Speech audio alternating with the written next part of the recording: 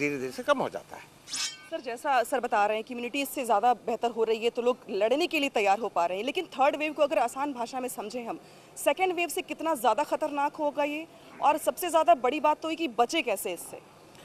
देखिए, जिस तरह से अभी डॉक्टर साहब ने बताया कि ये वेव फॉर्म में ये चलती हैं जो पैंडेमिक्स, और उसमें एक हर्ड इम्यूनिटी जिस तरह की बात कही, जब हम लोग इस हर्ड इम्यूनिटी को अचीव करते हैं, ये अलग अलग बीमारी के लिए अलग अलग संख्या हो सकती है परसेंटेज, लेकिन जो परसेंटेज इसमें आ रहा है सामने 60 to 70% पॉपुलेशन जब इस इम्यूनिटी को अचीव कर लेगी, दो तरीके से अचीव कर सकती है। पहला, जैसे इन्फेक्शन, नेचुरल इन्फेक्शन से जो लोग ठीक होकर के आ गए हैं वो लोग इम्यून हो गए उसके लिए। दूसरे, वैक्सीनेशन के द्वारा हम लोग उनको इम्यूनिटी के लेवल को बढ़ा रहे हैं। तो ये जब संख्या ससेप्टेबल पॉपुलेशन की 60-70% को अटेंड कर लेगी, तब ये वेव आना कम हो जाएंगी, रुक जाएंगी। देखिए, पहली वेव में जितने भी लोग इन्फेक्ट हुए थे इंडिया में, तो 12% बच्चे थे 20 वर्ष से कम। दूसरी वेव में भी 12% थे, पर जब संख्या बढ़ जाती है तो इवन 12% गिनती में बहुत ज़्यादा हो जाते हैं। अब रही तीसरी वेव, तो तीसरी वेव में ये है कि हमने अब टीकाकरण कर दिया है, तो बच्चों का तो टीका नहीं हुआ। अब बच्चों का टीकाकरण नहीं हुआ तो वो वल्नरेबल हो गए, उनको रिस्क बढ़ गया, क्योंकि एक बड़ा अगर वायरस घर ले आएगा उसको तो लक्षण नहीं होगा, उसको नहीं पता चलेगा, पर वो अपने बच्चे को इन्फेक्ट कर देगा और बच्चे में लक्षण होंगे। तो बच्चों में यूजुअली लक्षण माइल्ड होते हैं, इसमें कोई दो राय नहीं, परंतु अगर बहुत सारों को माइल्ड होंगे और उनमें 5% को सीवियर हो गए, हॉस्पिटल जाने की आवश्यकता हुई, तो वो नंबर बहुत बड़ा हो जाएगा और हम नहीं चाहते कि बहुत बड़ा नंबर हॉस्पिटल में आए, तो हमें बहुत केयरफुल रहना पड़ेगा। दूसरी चीज़ बच्चों में देखी है जिसको कहते हैं multi system inflammatory syndrome, MIS-C। वो भी अगर आपका बच्चे में कोई लक्षण नहीं है तो 2 से 6 हफ्ते बाद कोविड होने के, या तो बिना लक्षण के या लक्षण के, MIS-C हो सकता है। बहुत गंभीर बीमारी है। आप ये समझिए, एक MIS-C केस के मतलब कि 1000 को इन्फेक्शन हुआ। तो अभी भी हर दिन एक MIS-C का केस आ रहा है हमारे यहाँ, तो हमें बच्चों को लेके बहुत केयरफुल होना है। ये जो थर्ड वेव आएगी इसका सिम्टम क्या होंगे ये तो कहना बहुत मुश्किल है, डिपेंड अपॉन कि कौन सा वायरस क्या करता है, वायरस का म्यूटेशन क्या होता है, मगर बेसिक सिम्टम तो वही रहेंगे जो हमने फर्स्ट वेव में देखे और सेकेंड वेव में देखे। अब थर्ड वेव के लिए बेसिकली जो आदमी जिससे घबरा रहा है वो कब आएगी और कितनी आएगी, हमें इससे पता करना है कि थर्ड वेव कब आएगी और कितने लोग इन्फेक्टिव होंगे। अगर इन्फेक्शन रेट बहुत हाई है तब तो हमें इसके बारे में सोचना पड़ेगा, क्योंकि अभी सब प्रेडिक्शन चल रहे हैं कि शायद वो अभी 3 महीने में आएगी, नवंबर में आएगी, दिसंबर में आएगी। अगर हम दुनिया का ग्राफ देखें तो सब जगह वेव आई है और इवन अमेरिका में भी आई है और वो नीचे चलेगी। मगर बेसिक वेव आने का कारण क्या था? अमेरिका जैसी कंट्री में जहाँ पे वैक्सीनेशन इतना ज़्यादा हुआ और उसके बाद थर्ड वेव आई और कम हो गई। सेम हमारे पास भी बेसिकली जो थर्ड वेव जिससे हम डर रहे हैं, डरना नहीं चाहिए अगर हम वैक्सीनेट कर लें अपने आप को। वैक्सीनेशन और वैक्सीनेशन, ये वैक्सीनेशन है जो हमें बचाएगा और यही डिटरमिन करेगा कि हम कितने लोगों को वैक्सीनेट करते हैं। दूसरी बात यह है कि कितने लोग इन्फेक्ट हो चुके हैं, कितने लोग प्रोटेक्ट हो चुके हैं, और अबव ऑल हमारा बिहेवियर क्या है वायरस के प्रति, कि हम अपना मास्क लगाएं, सोशल डिस्टेंसिंग करें, भीड़ में ना जाएं और पर्सनल हाइजीन। ये बेसिक मूल मंत्र है। अगर इसको हमने फॉलो किया और वैक्सीनेशन लगाया, कोई भी वैक्सीनेशन चॉइस कुछ नहीं, जो अवेलेबल पहला अपॉर्चुनिटी है वैक्सीन लगाइए और वैक्सीन लगाइए। सवाल तो वैक्सीन पे भी उठ रहे हैं ना, तमाम लोग हैं जो शक कर रहे हैं या जिनके जहन में बहुत सारे सवाल हैं, और अब तो सवाल ये भी उठ रहा है कि भाई जब वैक्सीन तैयार हुई तब तो कोरोना की फर्स्ट वेव थी, सिम्टम्स कुछ और थे, ट्रीटमेंट कुछ और था, सेकेंड वेव आई, अब थर्ड वेव आने वाली है, तो क्या वही वैक्सीन काम करेगी थर्ड वेव में भी? देखिए अनामिका जी, कुछ तो लोग कहेंगे, लोगों का काम है कहना। आप ये जान लीजिए कि वैक्सीन में, यानी डॉक्टर सूर्यकांत, मैं 3 तरह की वैक्सीन आपको बताता हूँ। एक वैक्सीन जो लग रही है पूरी दुनिया में और हमारे देश में, उसको मैं कहता हूँ बायोलॉजिकल वैक्सीन, जिसका लक्ष्य अभी बहुत दूर है। हमारे देश में अगर हर्ड इम्यूनिटी पैदा करनी है, भारत को कोरोना मुक्त करना है, तो हमें 90 करोड़ लोगों को वैक्सीन लगानी है। इसका मतलब है 180 करोड़ डोज, और वो हम तब लगा पाएंगे जब हम 90 लाख से 1 करोड़ के बीच में रोज वैक्सीन लगाएंगे। एक बात, इसके प्रश्न के उत्तर मैं बता दूंगा वैक्सीन के भी। दूसरी वैक्सीन हमारे पास खुद के पास है, वो वैक्सीन हम क्यों नहीं इस्तेमाल करते? उसको बिल्कुल नहीं छोड़ना है। बायोलॉजिकल वैक्सीन लग जाए तब भी और वैक्सीन ना लगे तब भी, जैसा प्रधानमंत्री जी ने कहा, दवाई भी और कड़ाई भी, अर्थात कोविड एप्रोप्रिएट बिहेवियर। हम घर से बाहर निकलें तो वैक्सीन मास्क लगा के निकलें, हम आपस में मिलें तो नमस्ते करें, हाथ ना जोड़ें। अभी देखा होगा जनवरी में नया साल आया और जब कोविड के केसेस कम हो गए थे तो लोग ऐसे मिले और ऐसे ऐसी देर तक हाथ मिलाया जैसे पिछले कुंभ में बिछड़े थे और इस कुंभ में जाके मिले। तो ऐसा कृपया ना करिए, मिलने पे नमस्ते करिए। लेकिन और सर गुलेरिया साहब हाथ तो ये धोते भी रहिए। कह रहे हैं, ये भी कह रहे हैं कि 150-2 महीने में थर्ड वेव आ जाएगी। क्या आप भी ये मानते हैं थर्ड वेव आ जाएगी? देखिए, थर्ड वेव आएगी नहीं आएगी, कितनी गंभीर होगी, ये सब हमारे ऊपर निर्भर करता है। अगर हम कोविड एप्रोप्रिएट बिहेवियर अपनाते रहेंगे, बाहर निकलने पे नमस्ते करते रहेंगे, हाथ धोते रहेंगे, 2 गज की दूरी बनाते रहेंगे, तो अगर कोविड वेव आए भी तो उसी तरह आएगी जैसे कोई दरवाज़ा खटखटाता है और खटखट के हमने नहीं दरवाज़ा खोला तो चला जाता है, लेकिन अगर हमने दरवाज़ा खोल दिया तो वो तो अंदर आएगा ही। तो और तीसरी वैक्सीन और हमारे पास है। अभी गुलेरिया साहब के अनुसार भी अगर 1.5-2 महीने हैं, या हमारे अनुसार भी 3 महीने हैं, या किसी और के अनुसार, मैं समय के चक्कर में नहीं पड़ता हूँ, हमारे पास एक तीसरी वैक्सीन और है, वो है इम्यूनिटी की वैक्सीन। इम्यूनिटी की वैक्सीन भी हमें इस दौरान पूरी अपनी तैयारी रखनी है। अभी हमारे पास, अगर हमारा लाइफ स्टाइल अच्छी इम्यूनिटी का नहीं है तो कृपया बदल दीजिए। आधा घंटा अपने शरीर को दीजिए, चाहे वॉकिंग से दें, चाहे योगा से दें, चाहे प्राणायाम से दें। डाइट में आप फास्ट फूड कल्चर को हटा दीजिए, भारतीय थाली को अडॉप्ट कर लीजिए, आपकी बढ़िया इम्यूनिटी हो जाएगी। 1.5-3 महीने के अंदर बहुत अच्छी लड़ाई लड़ेंगे आप। तो वैक्सीन, बायोलॉजिकल वैक्सीन जब मौका मिले तब लगवाइए, इम्यूनिटी अपनी बढ़ाते रहिए और कोविड एप्रोप्रिएट बिहेवियर अपनाते रहिए। कोई कारण नहीं है कि तीसरी वेव भयानक होगी। मैं इस थ्योरी को बिल्कुल नकारता हूं। अगर हम सब सहयोग कर लें तो तीसरी वेव आ सकती है, लेकिन हमें परेशान बिल्कुल नहीं कर सकते। जब ये 2019 में आया था, ये चाइना से जब वायरस निकला था, इसे हमने कहा था SARS-CoV-2।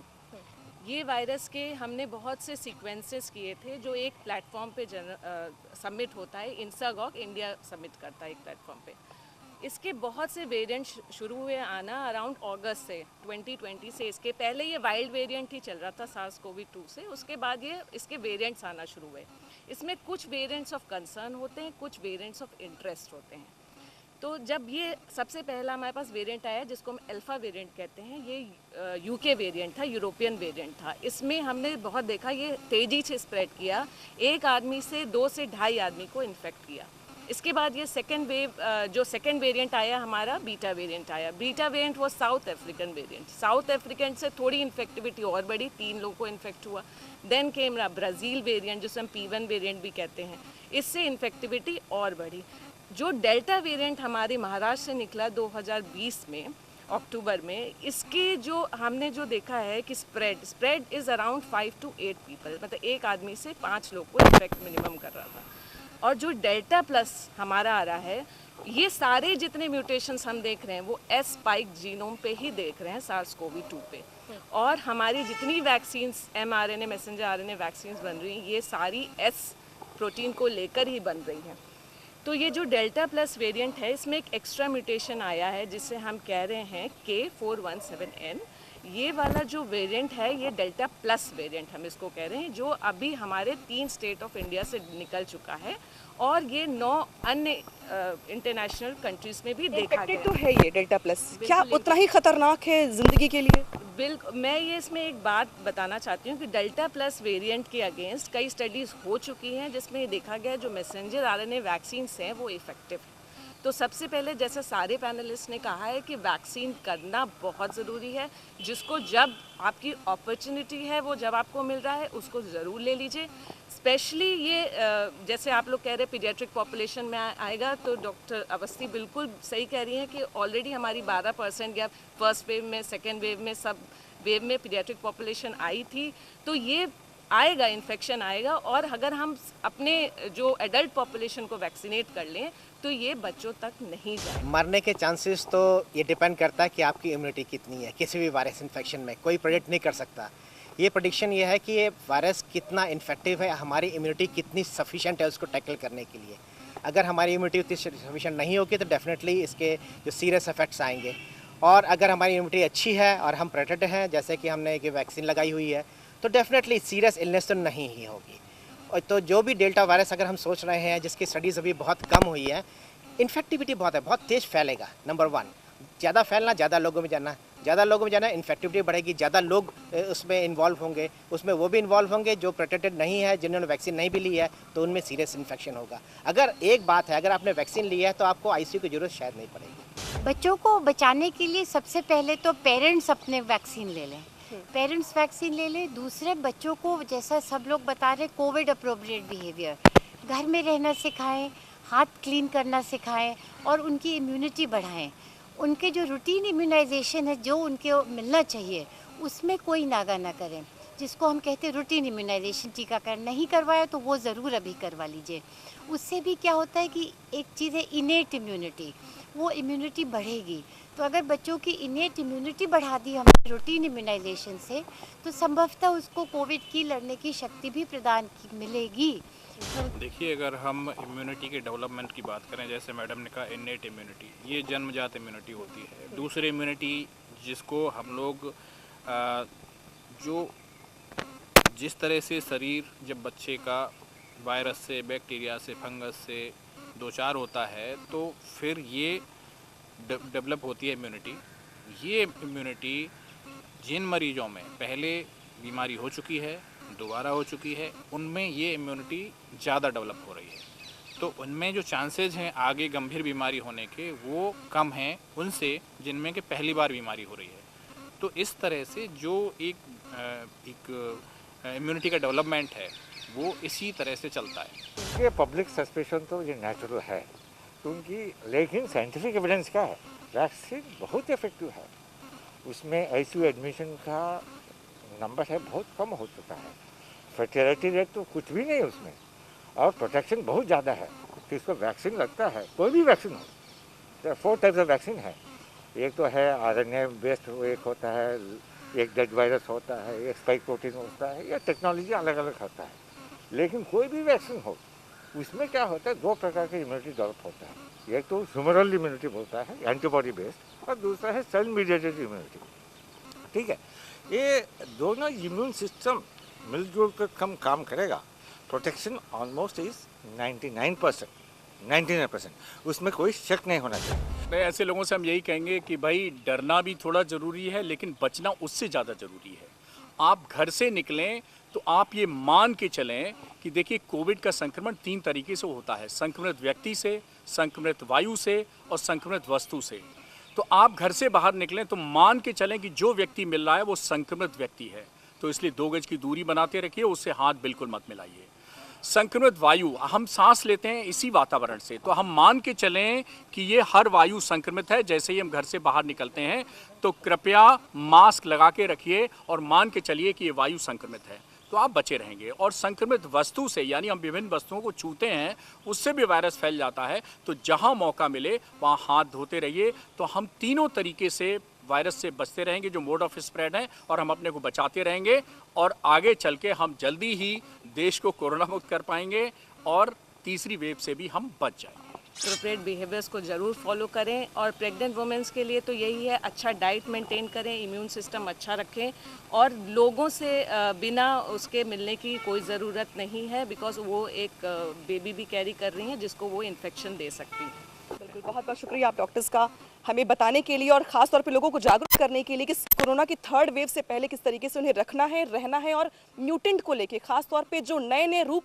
राक्षस की तरह पकड़ रहा है कोरोना, और नए रूप में आगे आता है, और जिस तरीके से बहुत सारे लोगों ने अपनों को इस कोरोना के काल के गाल में गंवा दिया। ज़रूरत इस बात की है कि 3rd वेव से पहले आप अलर्ट रहें, खुद को भी सुरक्षित रखें, परिवार को भी सुरक्षित रखें, कोरोना अप्रोप्रिएट बिहेवियर करें, सिक्योर रहें, क्योंकि खुद की सुरक्षा ही सबसे ज़्यादा महत्वपूर्ण, और इस बीच वैक्सीन लेना ना भूलें।